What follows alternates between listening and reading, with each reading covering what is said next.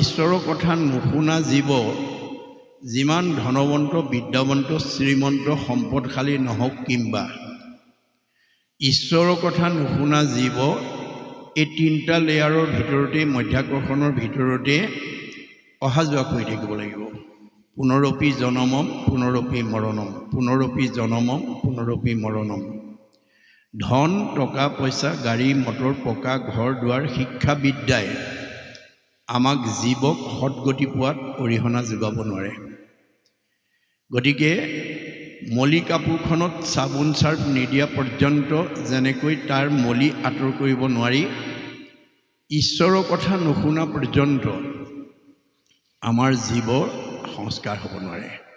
গতিকে আমাৰ পৰিয়ালৰ, আমাৰ ঘৰখনৰ, আমাৰ পৰিৱেশৰ সকলো জীৱ যাতে সংস্কাৰমুখী হয়, তাৰ কাৰণে আজিৰ দৰে কৰ্ম আঁচনি প্ৰত্যেকে ল'বলৈ যত্ন কৰিব। অনুষ্ঠান ভাগ পাতিছে গগৈবাপে,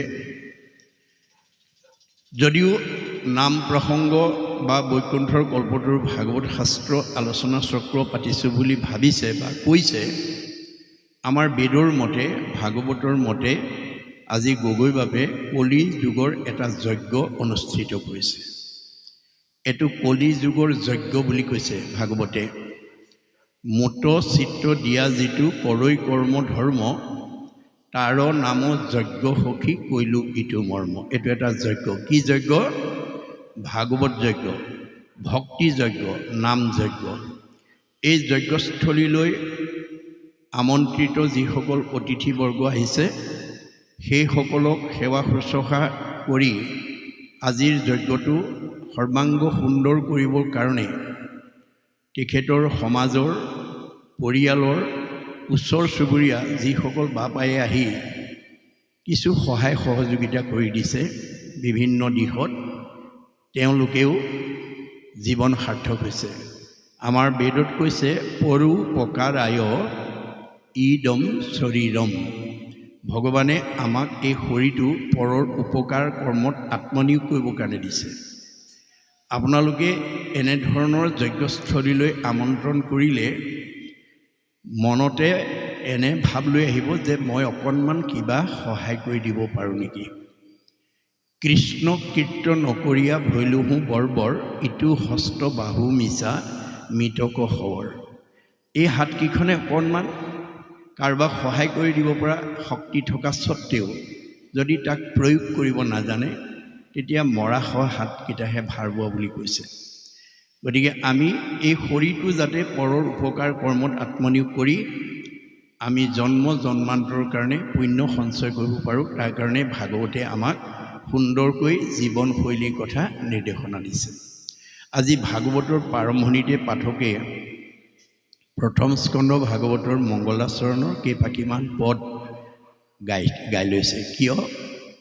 ইয়াৰ তাৎপৰ্যটো হৈছে গুৰুজনাই ব্যাসকৃত ভাগৱত দেৱভাষাৰ পৰা মাতৃভাষালৈ তৰ্জমা কৰাৰ প্ৰাক মুহূৰ্ততে মংগলাচৰণ নামাকৰণেৰে সেই কেইফাঁকি পদেৰে সৈতে শুভাৰম্ভ কৰিছে। ইয়াৰ পৰা আমাক কি শিক্ষা দিছে যে আমি জীৱনৰ যিকোনো কৰ্মৰ প্ৰাৰম্ভণিতে ভগৱানক স্মৰণ কৰি ল'ব লাগে। কিয়? আমি কিবা এটা কৰ্ম কৰোঁতে বা ক'ৰবালৈ যাত্ৰা কৰি ওলাওঁতে আমাৰ এটা লক্ষ্য বা উদ্দেশ্য থাকে। কৰ্মবিলাকৰ এটা কামনা বা বাসনা থাকে। আপুনি এটা কৰ্ম কৰা মানে তাত এটা কামনা বা বাসনা থাকে। শংকৰদেৱে এই ভাগৱত ৰচনা কৰি অসমীয়ালৈ তৰ্জমা কৰি তেওঁ মনতে ভাবিছে যে সকলো জীৱশ্ৰেষ্ঠই যাতে বৈকুণ্ঠৰ কল্পতৰু শ্ৰৱণ কৰি পৰীক্ষিতৰ দৰে প্ৰথম স্কন্ধৰ পৰা যদি দ্বাদশ স্কন্ধ ভাগৱতলৈকে আমি জীয়াই থকা দিনত যদি শ্ৰৱণ কৰাৰ সৌভাগ্য ল'ব পাৰোঁ, কীৰ্তন কৰাৰ সৌভাগ্য ল'ব পাৰোঁ, তেতিয়া আমাৰ প্ৰত্যেকৰে জীৱ পৰীক্ষিতৰ দৰেই পৰম গতি লাভ কৰিব পাৰিব। গতিকে এই বাসনা আগত ৰাখি তেওঁ এই ভাগৱত শাস্ত্ৰ প্ৰণয়ন কৰি থৈ গৈছে আৰু প্ৰাক মুহূৰ্ততে আমাক কি কৰিছে? ভগৱন্তক স্মৰণ কৰি লোৱাৰ এটা উদাহৰণ দাঙি ধৰিছে। অৰ্থাৎ সকলো কৰ্মবিলাক কৰিবলৈ যাওঁতে আমি ঈশ্বৰত অৰ্পণ কৰি কৰ্মবিলাক যদি সম্পাদন কৰিব পাৰোঁ, সমস্ত কৰ্মৰ আমাৰ লক্ষ্য আৰু উদ্দেশ্যবিলাক ভগৱন্তই আমাক অনায়াসে প্ৰদান কৰিব। যত ধৰ্ম কৰ্ম কৰা কৃষ্ণত অৰ্পণ তেবে অপ্ৰয়াসে সিজি বেক প্ৰয়োজন।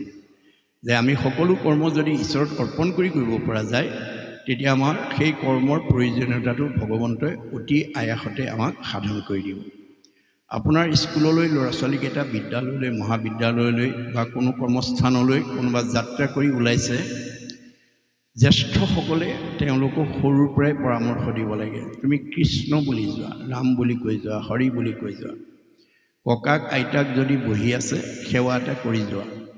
এই নৈতিক শিক্ষা আমি ল'ৰা ছোৱালীক সৰুৰ পৰাই দিব লাগিব। যি ল'ৰা ছোৱালীয়ে যাত্ৰাৰ কালত কৃষ্ণ বা ভগৱন্তৰ হাজাৰটা নামৰ পৰা এটা নাম উচ্চাৰণ কৰি যায়, যিটো জনে যাই নামক উচ্চৰি তাৰো পাছে পাছে ভ্ৰমন্ত হৰি বৎসক স্নেহ যেন ধেনু ধাৱে ভজিও জানি হেন হৰি পাৱে। এজনী গাই গৰুৱে নিজৰ পোৱালিটো যেনেকৈ মুখৰ আগত কোনো শত্ৰুৱে আক্ৰমণ কৰিব নোৱাৰাকৈ ৰক্ষণাবেক্ষণ দি যায়, ভগৱন্তৰ নাম লৈ যাত্ৰা কৰি যোৱা জীৱটোকো ভগৱন্তই তেনেকৈ ৰক্ষণাবেক্ষণ দি যায়। একচিত মনে যিটো মহাজনে ফুৰে গুণ নামত চুমৰি তাকো ৰক্ষা কৰি ফুৰয় সদায় হাতে কৌমদকী ধৰি। কৌমদকী মানে গদা, গদা মানে হৈছে নাম। নামে আমাক উদ্ধাৰ কৰি থাকিব। নামে নাটাৰিলে জীৱ আৰু কোনে তাৰে। সদায় যাতে আমি কৰ্মৰ প্ৰাৰম্ভণিতে ঈশ্বৰৰ নাম লৈ যাতে আমি কৰ্মত আগবাঢ়িব পাৰোঁ, তাৰ এটা সুন্দৰ নিদৰ্শন ইয়াৰ মাজেদি আমাক দেখুৱাইছে যে আমি অকাম, ভগৱন্ত পূৰ্ণ কাম। আমাৰ কামনাবিলাক কোনে পূৰণ কৰিব? ভগৱন্তই পূৰণ কৰিব। আমি পৰতন্ত্ৰ, ভগৱন্ত স্বতন্ত্ৰ। আপুনি বহুত দিনৰ পৰা ক'ৰবালৈ যাম বুলি ভাবি থাকিলেও নিৰ্দিষ্ট দিনা যাব নোৱাৰিবও পাৰে, যদি ভগৱন্তই যাব নিদিয়ে। খাম বুলি বাঢ়ি লোৱা ভাত কাঁহীও খাবলৈ নাপাব পাৰে, যদি আপোনাক খাব নিদিয়ে। শুম বুলি পাৰি লোৱা বিচনাখনতো শুবলৈ নোৱাৰিব পাৰে, যদি তেওঁ শুব নিদিয়ে। ভগৱন্ত স্বতন্ত্ৰ, আমি পৰতন্ত্ৰ। তেওঁ পূৰ্ণ কাম, আমি অকাম। এই কথা জানি গুৰুজনাৰ আদৰ্শৰে আমি সকলো কৰ্মৰ প্ৰাৰম্ভণিতে যাতে ঈশ্বৰৰ অৰ্পণ কৰি ঈশ্বৰৰ নাম লৈ কৰ্মখিনি সম্পাদন কৰিব পাৰোঁ, তাৰ কাৰণে স্বয়ং ভগৱন্তই যুগে যুগে এই ধৰাধামলৈ অৱতীৰ্ণ হৈ তেওঁ যুগ ধৰ্ম নিৰ্ণয় কৰি থৈ গৈছে। ভগৱন্তই যুগে যুগে অৱতৰিত হৈ আছে। কিয় হৈছে? গীতাত কৈছে, যদা যদা হি ধৰ্মস্য গ্লানি ভৱতি ভাৰত অদ্ভুত স্থানম অধৰ্মস্য তদাত্মানম সৃজমহম পৰিত্ৰাণায় সাধনাম বিনাশায় চ দুষ্কৃতম ধৰ্ম সংস্থাপনাৰ্থে সম্ভৱামি যুগে যুগে। যুগে যুগে হৈ আছে, হৈ থাকিব। কি কাৰণে হয়? কেৱল ভকতৰ মনৰ বাঞ্ছা পূৰ্ণ কৰিবৰ কাৰণে। স্বভাৱতে অজময়ী জন্ম নাহি যাৰ, ভকতৰ ইচ্ছাই মই ধৰো অৱতাৰ। মূৰ জাতি কুল কৈত আছে সৃষ্টিকৰ, মৎস্যকুৰ্ম শুকৰ আদি ধৰো কলেবৰ। তেওঁক সৃষ্টিকৰ্তা ব্ৰহ্মাক বেছি কৈছে, মোৰ জাতি কুল ক'ত দেখিছা ব্ৰহ্মা? তৎসত্বেও মই মাছ কাছ গাহৰি হ'ব লগা হয়। গতিকে কি কাৰণে হওঁ? ভকতৰ ইচ্ছা পূৰণ কৰিবৰ কাৰণে হওঁ। ভগৱন্তই সদায় ভকতৰ ইচ্ছা পূৰণৰ কাৰণে দুষ্টক দমন, শান্তক পালন কৰি তেওঁ সংস্কৃতি প্ৰতিষ্ঠা কৰি দুষ্কৃতি বিনাশ কৰাৰ উদ্দেশ্যে হৈ আছে, হৈ থাকিব। তেওঁ প্ৰধানকৈ চাৰিটা ৰূপত অৱতৰিত হয়: পূৰ্ণ অৱতাৰ, অংশ অৱতাৰ, কলা অৱতাৰ আৰু বিভূতি অৱতাৰ। যেতিয়া 100% মহিমাযুক্ত হৈ এই পৃথিৱীলৈ আহিব লগা হয়, তাক কয় পূৰ্ণ অৱতাৰ। যেতিয়া 4 ভাগৰ 1 অংশ মহিমাযুক্ত হৈ আহিব লগা হয়, তাক কয় অংশ অৱতাৰ। যেতিয়া 16 ভাগৰ 1 অংশ মহিমা লৈ পৃথিৱীলৈ আহিব লগা হয়, তাক কয় কলা অৱতাৰ। আৰু যেতিয়া 100 ভাগৰ 1 অংশ মহিমাযুক্ত হৈ আহিব লগা হয়, তাক কয় বিভূতি অৱতাৰ। এই পৃথিৱীত কোনটো অৱতাৰ তেওঁ ধাৰণ কৰিব, সেইটো এই ধৰাধামৰ অৱস্থাৰ ওপৰত নিৰ্ভৰ কৰিব। এতিয়া দ্বাপৰ যুগত তেওঁ পূৰ্ণ অৱতাৰ হৈ এই দেৱকাৰ্য সাধনৰ কাৰণে আহি যেতিয়া তেওঁ দেৱকাৰ্য সাধন কৰিলে, কৰি ভগৱন্তৰ দেৱকাৰ্য সাধন মানে দুষ্টক দমন আৰু সন্তক পালন কৰা কাম শেষ হ'লেই তেওঁ আৰু এই ধৰাধামত নাথাকে, নিজ ধাম বৈকুণ্ঠলৈ পুনৰ গতি কৰে। গতিকে এই কাৰ্যসূচী কৰি যেতিয়া ভগৱন্ত নিজ ধামলৈকে যাবৰ কাৰণে উদ্যত হৈছিল, তেতিয়া তেওঁৰ পৰম সখা উদ্ধৱৰ মনত কেনেকুৱা ভাৱ জাগৃত হৈছিল, এই কথাকেইটা এতিয়া আমাৰ এই পদৰ মাজেদি আমাক অৱগত কৰিছে মহাপুৰুষ গুৰুজনাই। গতিকে এই পদৰ মাজেদি আমাৰ কৰা আলোচনাবিলাকে আমাক কি শিক্ষা দিব গৈছে, কি বুজাব গৈছে, আমি পদবন্ধে আলোচনা কৰিম। আৰু পদবন্ধৰ আলোচনাত যদি আপোনালোকৰ কাৰোবাৰ সংশয় থাকে, প্ৰশ্ন কৰি সংশয়টো দূৰ কৰি ল'ব। কাৰণ আমাৰ গুৰুজনাই কৈছে, কথা শুনিলেহে গৈছে মনৰ সংশয়, কৃষ্ণৰ সেৱাতৰ ৰতি তেৱেহে বাৰ হয়। আজি আমাৰ বহু মানুহে কৃষ্ণ কথা শুনাৰ অনুৰাগ নাই, কিয়? তেওঁলোকৰ মনৰ সংশয়বোৰ তেওঁলোকে দূৰ কৰিব পৰা নাই। কিছুমান মায়াভাৱে তেওঁলোকৰ মনটো আচ্ছন্ন কৰি আছে। সেইকাৰণে যেনেকৈ লুট মামৰ থাকিলে চুম্বকে আকৰ্ষণ কৰিব নোৱাৰে, আমাৰ মনত যদি মামৰ স্বৰূপ কৰ্মবন্ধতাই যদি আৱৰণ কৰি থাকে, তেতিয়াহ'লে আমি কৃষ্ণ কথা শুনিব নোৱাৰোঁ। গতিকে আমাৰ কৃষ্ণ কথা নুশুনা জীৱয়ো কৃষ্ণ কথা শুনিবলৈ আগ্ৰহী হ'ব, যদিহে আমি আজিৰ দৰে পৰিৱেশ প্ৰত্যেকখন ঘৰতে আমি বছৰত এবাৰ হ'লেও দিব পাৰোঁ। এই প্ৰথাৰ প্ৰতি আপোনালোকে গুৰুত্ব দিব। বেয়া শাহুজনীও ভাল হৈ যাব, বেয়া বোৱাৰীজনীও ভাল হৈ যাব, বেয়া ল'ৰাটোৰো ভাল হৈ যাব, বেয়া ছোৱালীজনীও ভাল হৈ যাব। কেতিয়া? দৈব্য বশে যদি সাধুৰ সংগ পায়, নিশ্চয় জানা তাহাৰ স্বভাৱ দূৰ হয়। এতিয়া ভগৱন্ত বৈকুণ্ঠলৈ যাব লোৱাৰ কাৰণে উদ্ধৱৰ অৱস্থা কি হৈছিল, সেই কথাখিনি আমাক এই অধ্যায়ত অৱগত কৰিছে। আৰু কথাখিনি কাক কৈছে? শুকে পৰীক্ষিতক কৈছে। যিজন পৰীক্ষিতক ভগৱন্তই ভাৰতবৰ্ষৰ এজন শ্ৰেষ্ঠ বৈষ্ণৱ ৰজা কৰি জন্ম দি পঠাইছিল, যাৰ নাম আছিল পৰীক্ষিত। এতিয়া বৈষ্ণৱ ৰজা কৰি পঠিওৱা স্বত্তেও তেওঁ অভিশপ্ত হ'ব লগা হ'ল। কিয়?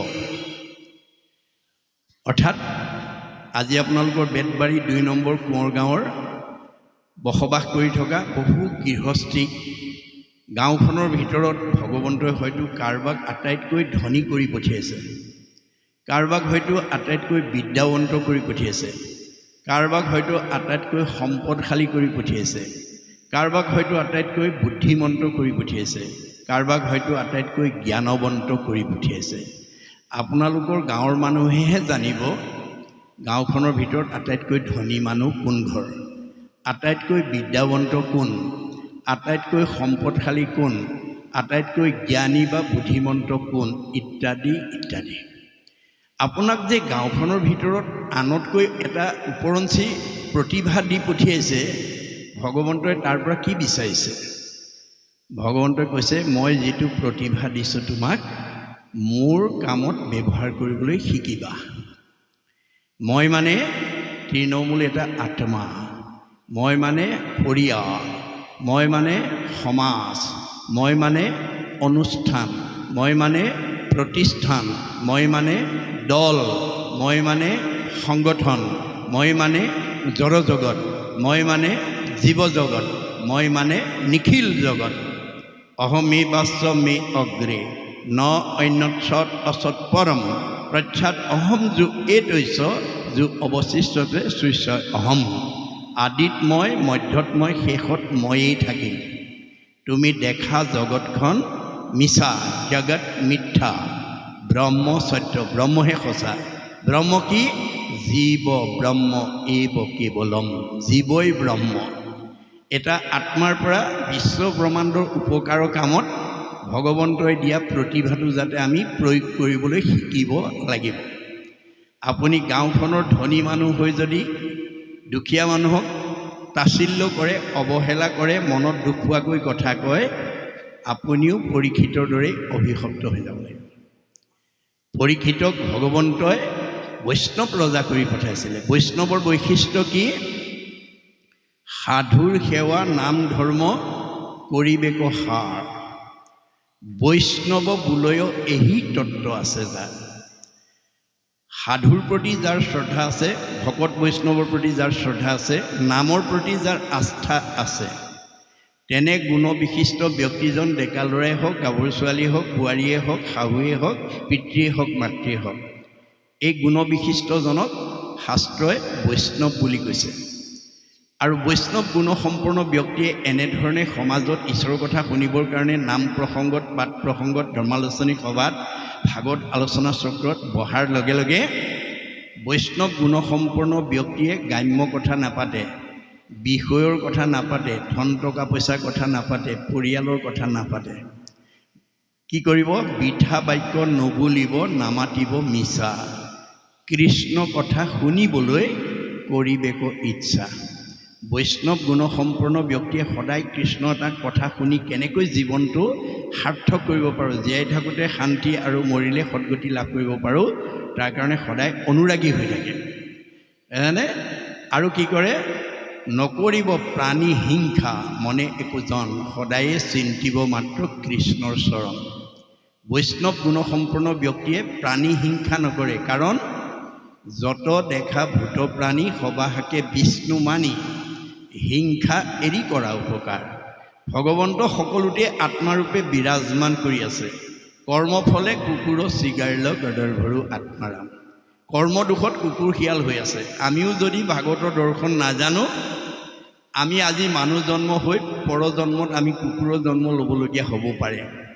যদি আপুনি জীয়াই থাকোঁতে পৰিয়ালত কাজিয়া পেচাল কৰি থাকে, স্বামী স্ত্ৰীৰ মাজত মনোমালিন্য হৈ থাকে, ককাই ভাইৰ মাজত কাজিয়া পেচাল কৰি থাকে, শাহু বোৱাৰীৰ মাজত কাজিয়া পেচাল কৰি থাকে, ওচৰ চুবুৰীয়াৰ লগত কাজিয়া পেচাল কৰি থাকে, সমাজৰ মানুহৰ লগত হিংসা খিয়াল কৰি থাকে, এতিয়া ভগৱন্তই হাঁহি পেলাই কয়, তোমাক মই মানুহৰ জন্ম দিছিলোঁ মিলা প্ৰীতি মৰম চেনেহত থাকিবৰ কাৰণে, একতাৰ দোলেৰে বান্ধ খাই থাকিবৰ কাৰণে, আৰু তুমি জ্ঞাতি হিংসা কৰা কুকুৰৰ দৰে কাজিয়া কৰি আছা। এইবাৰ একেবাৰে জেগাত দি দিম আৰু যিমান কৰা কৰি থাকিবাগৈ। এতিয়া কাৰোবাৰ যদি কাজিয়া পেচাল কৰা স্বভাৱ আছে, আজি এৰিব দেই, ইয়াৰ পৰা আজিৰ পৰা এৰিব। আৰু শাহু বোৱাৰীয়ে কাজিয়া কৰিব পাৰিব, দুইজনীয়ে কুকুৰৰ জন্ম ল'ব লাগিব। না ভুক্তং ক্ষয়তে কৰ্ম কল্পকৌটি স্বাৰ্থয়োপি অৱশ্যমেব ভুক্তৈবং কৃতঃ কৰ্ম শুভাশুভম। কৰ্মৰ দুটা ভাগ, এটা ভাল আৰু এটা বেয়া। সীমা একেটাই। এজনে তিতা কেৰেলা ৰুইছে, এজনে কুঁহিয়াৰ ৰুইছে। তিতা কেৰেলা কুঁহিয়াৰ ৰস খোৱা দেখি তিতা কেৰেলা ৰোৱাজনে যদি কয়, প্ৰভু মোকো কুঁহিয়াৰ ৰস এগিলাচ খোৱা, পাৰিব নেকি?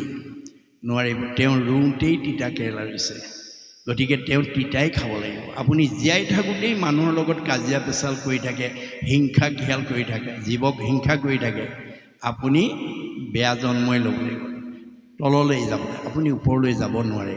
পৰীক্ষিতে সেইখিনিতে ভুল কৰিলে। মৃগয়া কৰিবৰ কাৰণে গুচি গ'ল, পহু মাৰিবৰ কাৰণে গুচি গ'ল, পাপ সিদ্ধ হ'ল, যাৰ কাৰণে তেওঁ পহুৰ পিছে পিছে দৌৰি পিয়াহত অন্থকণ্ঠ শুকাই যেতিয়া পানী বিচাৰি সমীক ঋষিৰ আশ্ৰমত সোমাইছিল, সেই সময়ত সমীক ঋষি একান্ত মনে ঈশ্বৰক ধ্যান কৰি আছে। কোন আহিছে ক'ব নোৱাৰে, কিন্তু পৰীক্ষিতে সেই কথাটো বিবেচনা নকৰিলে। আপুনি কোনোবা এঘৰ মানুহত গাঁৱৰে লগ কৰিবৰ কাৰণে ৰাতিপুৱাই ওলাই গৈছিলে। আপুনি এনেকুৱা এটা সময়ত গৈ মানুহজনক বা মানুহগৰাকীক লগ কৰিবৰ কাৰণে উপস্থিত হ'ল, যি সময়ত হয়তো আপুনি লগ কৰিব খোজা মানুহগৰাকী বা মানুহজনে হয় বাথৰুমত সোমাই আছে, নহয় গা ধুই আহি কাপোৰ সলাই আছে, নহয় মানে ঈশ্বৰ উপাসনা কৰি বা এৰাব নোৱাৰা কামত ব্যস্ত হৈ থকাৰ কাৰণে আপুনি উপস্থিত হোৱাৰ লগে লগে তেওঁ আহি আপোনাক মাতষাৰ দিব নোৱাৰিলে।